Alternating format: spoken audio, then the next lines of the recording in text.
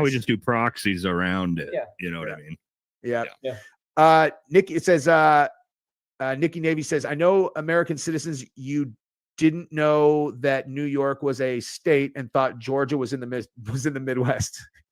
I've seen those videos too, dude. Like where they ask, they usually are just like dumbbell, like, 25-year-old white kids, and they're like, hey, do you know where this is? They're all, no idea. Or like, name 3 countries, and they're like, Africa, Australia, and then they'll be like North America, and you're like, ooh, that's rough. Well, and that's crazy. You know what, they skipped the geography.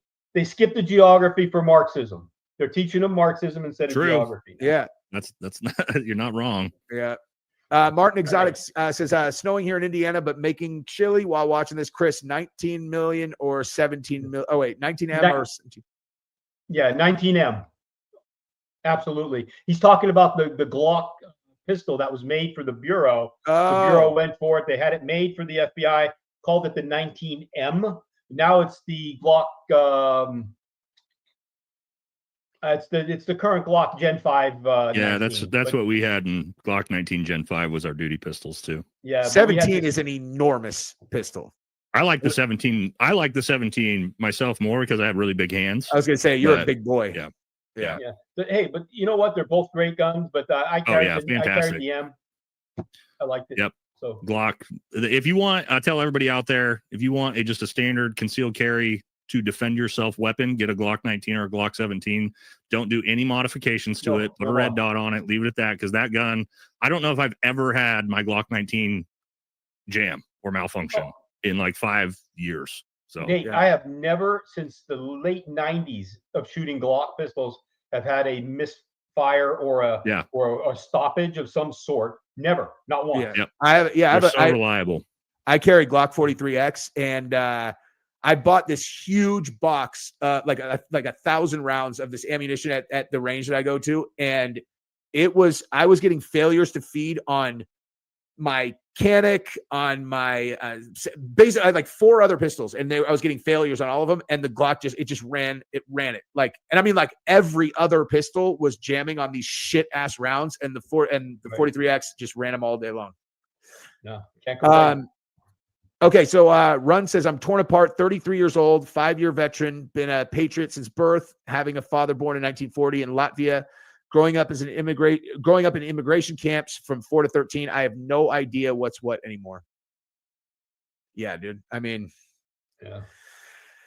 things have changed a lot. Raymond says, what I'm getting to, if we blame Hitler, then why can't we blame Epstein and Oppenheimer?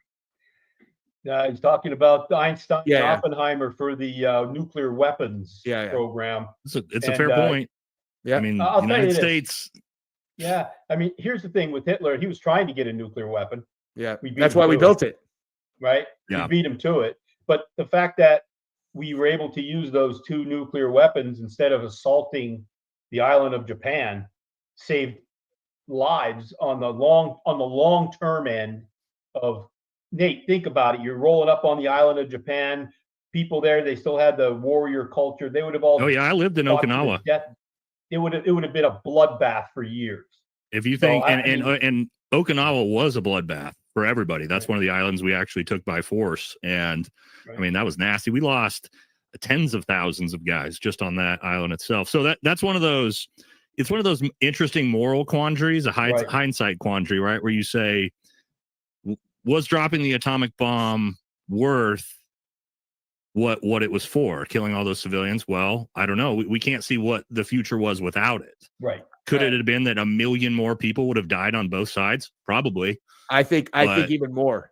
Because my dad said this to me one time, and like I went through a phase of anybody who watches my stuff consistently knows, like I've shared this, like I went through a few years of such kind of demented obsession with nuclear weapons because I just couldn't wrap my brain around like how does it never happen, and just the scale anyway.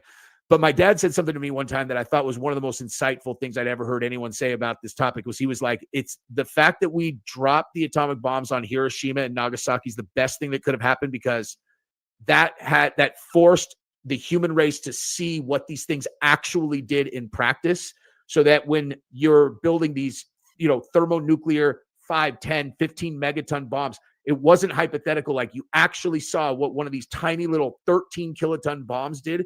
And it probably kept us from ever having an exchange. Because if we would have just done the buildup, no one would have ever seen those things actually used on those cities.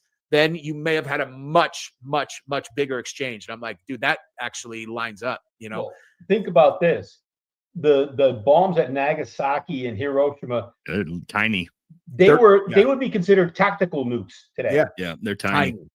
The thermonuclear bombs that we have now are just orders of magnitude more powerful. And but you're right. I think the fact that we let that nuclear genie out of the bottle, everybody stood back. Because what if we wouldn't have had it and the Russians got it, or the Germans at the time? I mean, so I wonder, like, if only one country would have gotten the atomic bomb, and they just went with a policy of, if we even find out that you're trying to develop one, they just drop one on them and just kind of like bomb the world into submission. I can't even imagine what the world would look like if they really did that. Cause like, you can't stand up to them if you don't have them. I think you'd have one flag flying in a lot of places around the world. Yeah. That's probably a one world government, probably 50 years later. Okay. So Progressives and Liberals says, I am Laotian American. During Vietnam, we Hmong people were used to fight for the CIA and promised to be taken back to America. I talked about earlier. Yep. When the Americans left, we had to leave Laos on foot to a Thailand refugee camp, made it by our teeth. So yeah, my dad was in 46th Company and literally trained the Hmongs in the CIA. So probably guys like your dad. And that's exactly what we did. We did the exact same thing. We did get a lot out, the Hmongs and the Mutton Yards. There's pretty huge communities in Michigan, I believe, and a few other places. North Carolina has a really big community. So we did get a lot out. But again, we left 1 million people to get slaughtered as well by the Viet Cong, just like we did in Afghanistan. So we unfortunately have a history of doing it. Well, thank you for your service, though. I mean, it's Hail Blazer says, agree on most things, but I do think healthcare should be a human right. I had a stroke at 27 and the costs were way over $100K. Well, what does human right mean, right? Is the Second Amendment a human right? I personally, here's my feeling on this. I personally think America, as the wealthiest country in the world, could provide universal health care. As long as we can send billions of dollars to Israel while they have universal health care, I don't see any excuse why we wouldn't. However, when you start talking about human rights, I think you're kind of, I don't know, you're kind of like, what does a human right mean, right? Government provided programs are human rights now. I don't know about that one. But I do like Brazil's system. Sorry, Chris, real quick. Like Brazil has a system to where they have a socialized healthcare system for everyone. It's not great. I can tell you, I use the VA, or I don't even use the VA because it's so terrible. Government provided healthcare is not great, but as a baseline, I don't think it's a bad idea. And then if you want to have your own, that's the way Brazil does it. You can also then purchase a actual, non-subsidized medical insurance like we do here, and you get a lot faster care. You get better care. That might be something that we could look at, but I do think that, in America, it's a little bit of a socialist thing to say, but there is some things I think that we could probably use our tax-paying dollars on better, which universal healthcare might be one of those things as a baseline. But I don't think it should be, you can't expect that you're going to get the same healthcare as somebody that's paying, $3,000 a month for it. Well, what are you guys' thoughts? The VA. You brought up the VA, Nate. I had the same discussion with my granddaughter, right? Talking about healthcare. And I said, look at the VA. The VA is what the government provides as a healthcare system for our veterans. It's a terrible system. I think it's run with good intent, poor outcome, right? Yeah, we pay for our own healthcare, even though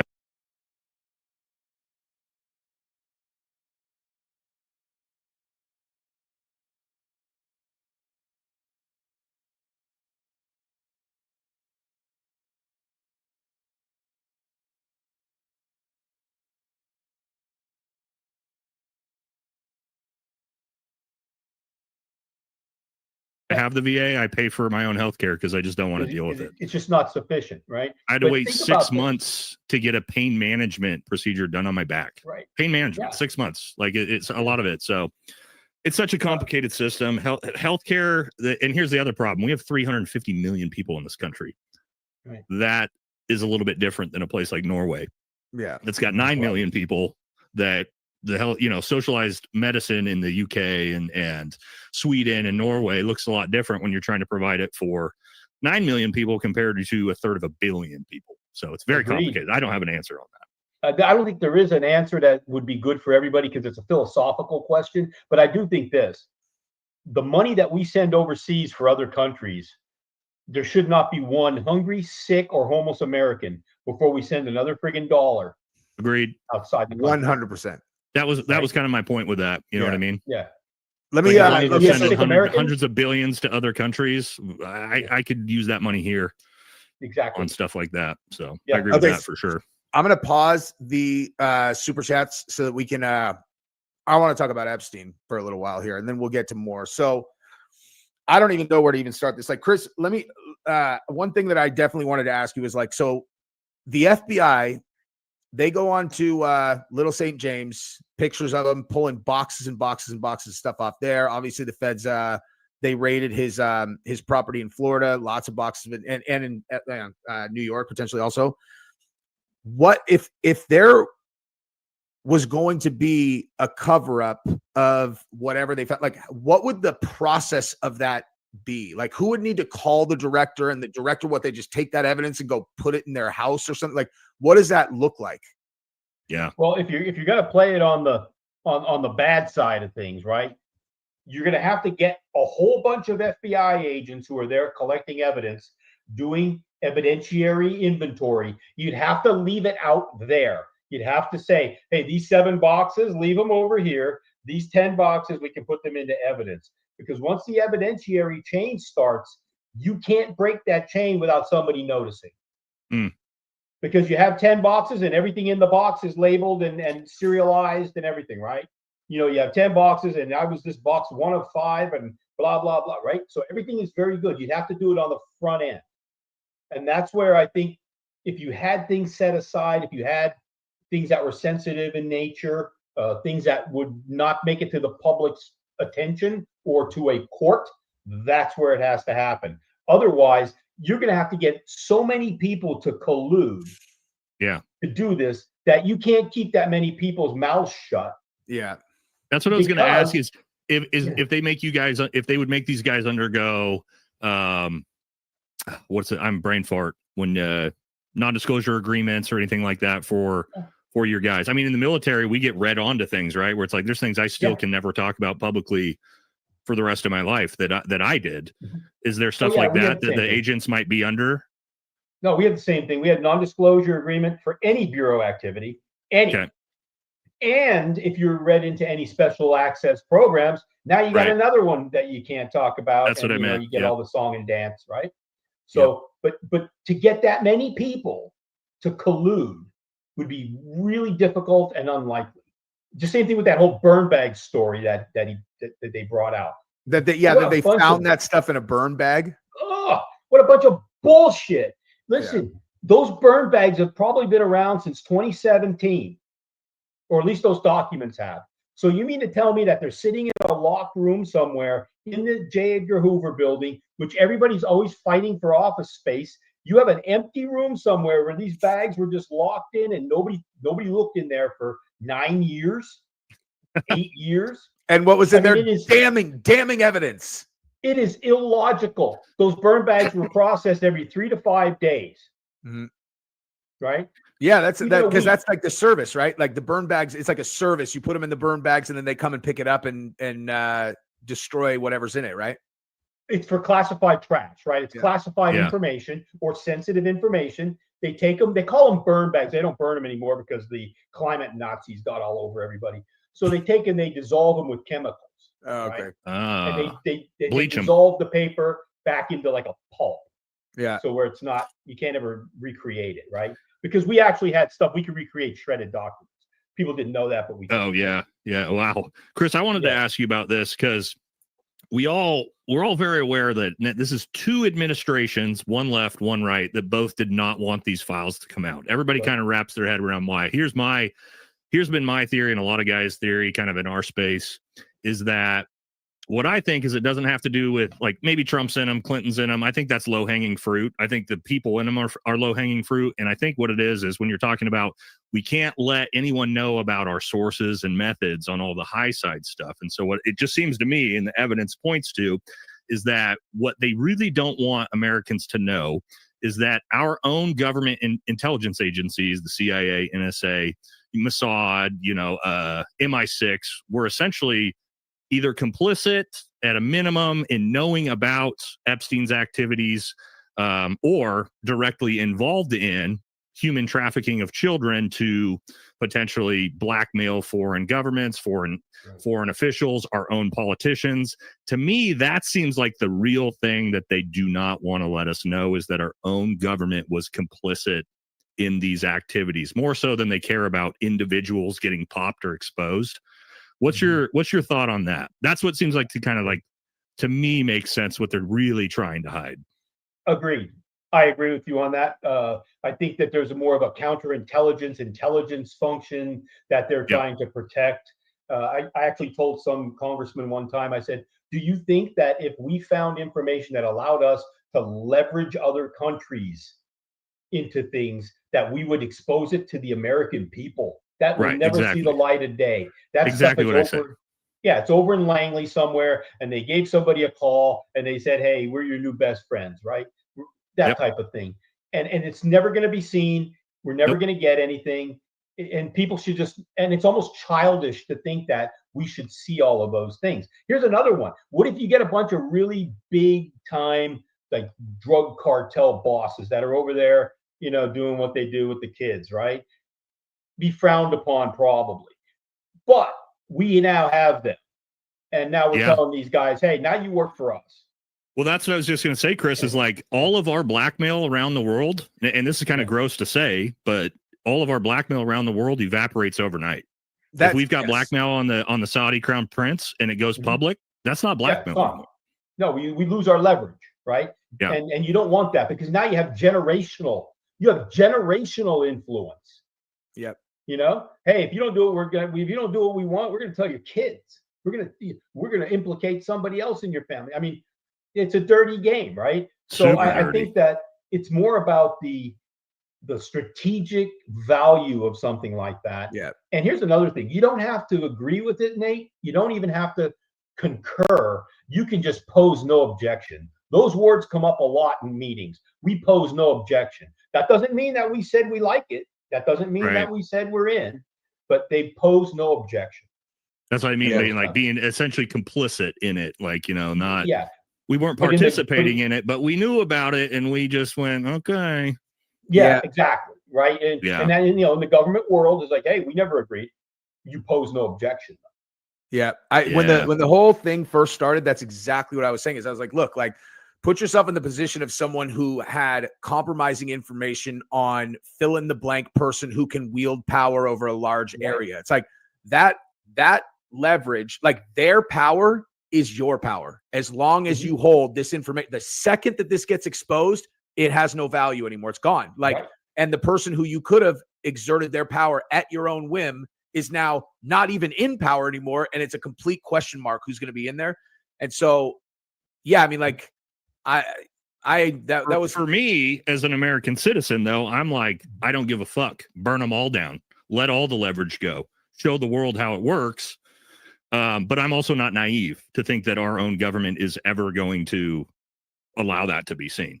Like the government, Chris, I say the government's not about to tell on itself, willingly. You know what I mean? That's like, it's just not going to happen. Especially when it comes at the expense of little girls. Like, that's my issues. Like, that's why I'm like, I understand.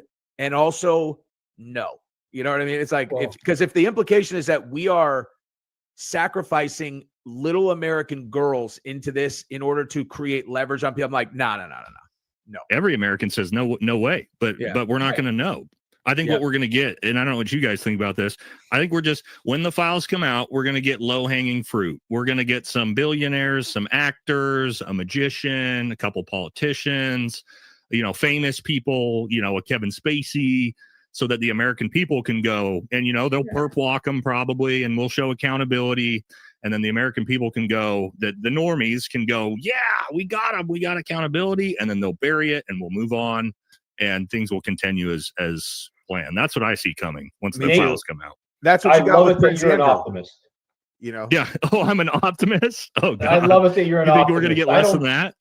I think we're not going to get jack shit.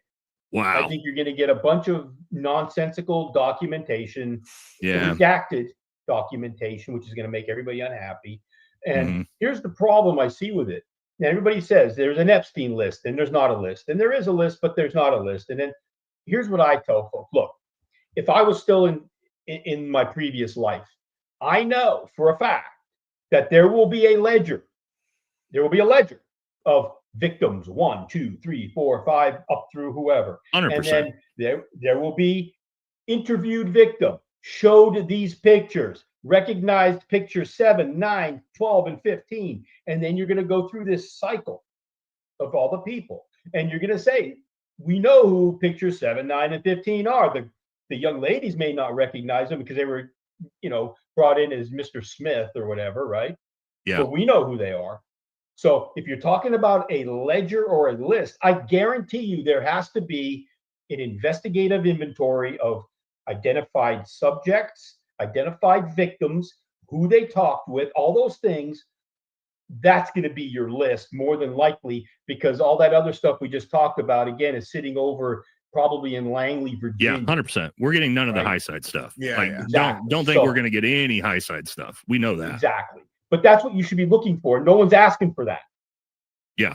No one's asking for that, right? And they say, well, it's an active investigation. Well, not really, right? Right. But nobody's asking for that documentation because they don't know what to ask for. And if I walked in one day and said, where's this information? Oh, we don't have it. Well, then all of you are fired because you didn't do your jobs. Yeah. Yeah. So, well, and I've already seen there's reports coming out that the FBI has already redacted 300 gigabytes worth of material. So it's like, to your point, Chris, like what are we, and Pam Bondi said before they went whoopsie, Pam Bondi said 10 months ago, that there's thousands of videos and photos showing these men 10,000 hours graping these women, these young women and these children. And I bet you we don't see a single one of those.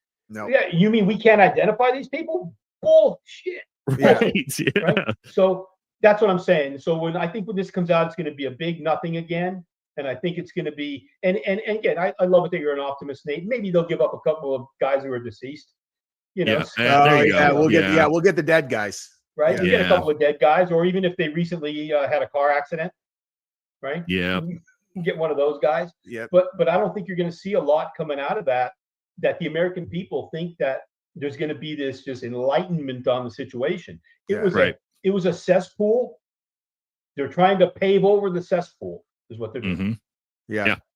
300 gigs of documents. Like that is an absolutely outlandish amount. And documents come in kilobytes. Yeah. That's what I'm saying. So it's a lot. They just go they probably have the actual list and they're just going like command search, and then they just go black, like they know who they are, and then they just black it all out, like black. Yeah, because it's never going to come out to the American people, guys. I keep telling folks that stop. Dream about something else. We're more likely to get a break on taxes than we are to get the XC. Or find out aliens are real. That'll probably come. They were prepping us. They were prepping us pretty hard for that for a little while. I saw they started talking about it again on Fox News a week ago, and I was like, oh, here we go. Yeah. And what's crazy is like I know a lot about that topic. A lot of the stuff about like the nuclear bases and the ICBM places where like they would come in and like these are super credible things that happened. But then the second the government started talking about it, I was like, get the fuck out of here. I don't believe it anymore. I don't believe it anymore. Now I don't fucking believe it, dude. Think about this, guys. These people, these aliens have technology to fly across the entire universe at whatever warp speed, like in Star Trek, right? They get here and we catch them, and they crash on the earth. Yeah, that's kind of silly. It's kind of like us going and looking at chimps. It is, yeah. That's exactly what it's like. That's exactly, right? And you expect the chimps are going to take us on, and they're going to figure our stuff out. It's just capture us and steal our technology. Yeah. When you put it that way, it gets a little bit silly. That's the old. That's my view of it. Yeah. I just look at it like, I think that anybody like in government or whatever acting like they know anything. It's like if they're here, no one knows anything. There's no one like holding this back. They can just invisibly monitor us if that's what they want to do or whatever. It's like the stories I've heard are like, you're talking about technology that is like there's nothing we could do to interact with this other than just be there when it's there. We would be chimps. Yeah, exactly. Right. So people always ask me too about like X-Files, right? I used to get that all the time back when the X-Files were still a thing. Mm-hmm. Hey, is there really something like that? No, that's ridiculous. No, you don't have some weird dude and a nice looking lady flying all over the country looking at UFOs and shit like that. Yeah. Why don't we hit some super chats, and then I want to ask Chris about Kash Patel and all of the shit Kash Patel has been up to in the last month or so. Okay, so Joe Saunders. We can talk about that a little bit, definitely. So Joe Saunders says, honest question. So say you're from, I don't know, Somalia, you get a chance to be American and have a better life, and you refuse and perpetuate the very thing that you ran from. Just saying. There's a lot of that. Look at Ilhan Omar. She's a perfect example of exactly that. Hey, I did hear a story. Yeah. Think about this, Jesse. They want to recreate the third world toilet that they came from. They want to bring it here and recreate it, albeit with American benefits. Yeah. Well, think about this, guys. It's not even just that. Think about the mass exodus from California to Texas. And then what do all these people do? They get to Texas and they vote like they're in California. It's the exact same thing. Shit, not this motherfucker. We moved from California to Texas, and the first thing we did is put a bumper sticker on my wife because she still had California plates, and she put a bumper sticker on that said "Don't California my Texas," like on top. And so everyone like honked at us. They're like, "Wee!" Yeah, there's that's just common sense, dude. If you're fleeing, it's so weird when you think about it though, because other than like the UK right now, we obviously and Europe in general, we see obviously problems going on there. But the rest of the world, like, you don't just get to like move to China and like set up little America in China and be like, we're doing whatever we want here in China, like, or Russia or, Latin America or like, that's not how it works anywhere other than the United States. And we get told like, hey, you have to let these people come in and have their own culture and not assimilate at all to your communities. And it's like, no, I don't think we do. Well, we're seeing the downside of it. Yeah. It seems, it has to be intentional. It's like, how do you want to break a strong country? It's like the country is just the sum of all of its parts. And so if you just, bombard it with people who are not from there, who don't value the culture, who don't care, and then you convince the people who are there that they're racist if they're like, no, I think like we have some cultural things that are important to protect. It's like, no. So, well, here's what I'll tell you we do, and whether you want to tie in the complicit people involved in this, the right wing in America goes and bombs and destabilizes countries, and then the left wing opens the borders and brings all the refugees in. That happens. That's what we do. That's what we did to Europe. I mean, regardless of who you want to blame for that, that's how this whole thing works. Like, we destabilized 6 countries in the Middle East, bombed the shit out of them, created a refugee crisis, and then we opened our borders. So it's like, to your point, like, it's right wing or left wing, the same bird. Yeah, there's no, I mean? Hey, I wish they were that devious and smart. I wish. I think it's just a collection of ego-driven screw-ups over the years where, like you said, somebody said that, I saw it where they said, well, I'll skip it for this conversation, but I think it's like this hubris that we have, that we think we can go places and make other people think and do like we do. Oh, and yeah. then we create these failed states, and then we get an attack of conscience, right? And then we say, oh, well, we went over there and screwed everything up. Now we got to bring them here and let them live like Americans.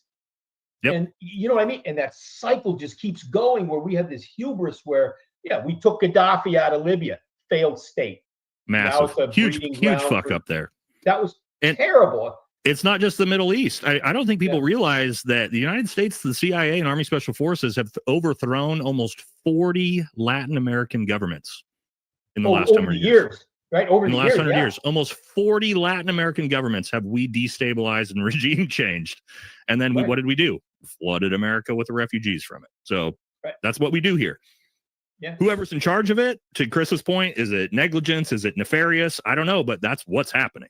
Yeah. I'd like to think we weren't that stupid. That's all. But Tom says, do you believe the execution of the Afghan withdrawal affected Russia's confidence in invading Ukraine, or was the invasion inevitable regardless?